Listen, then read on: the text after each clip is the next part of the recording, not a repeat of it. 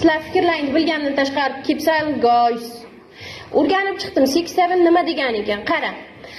Agar biron nimaga senga aytsa, masalan, misol uchun qara, sendan qanaqa ovqatni yaxshi ko'rasan desa.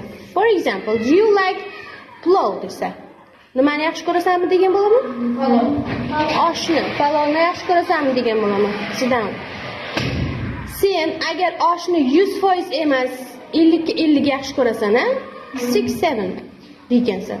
Ana shu 6-7 ingliz tilida shunaqa holatda ishlatilar ekan. Yoki do you like football desa, futbolni yaxshi ko'rasan. Unaqangi fanat emassan futbolda.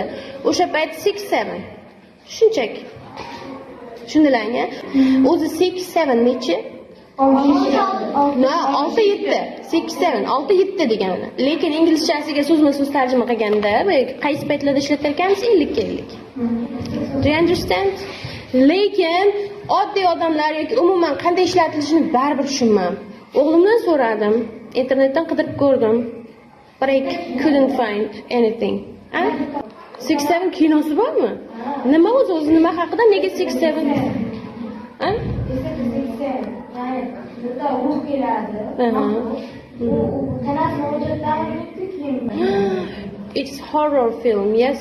Qo'rqinchli kino. Okay, so finish talking. Biz darsdan shunaqa bir 5 minut lirik chekinish qilamiz.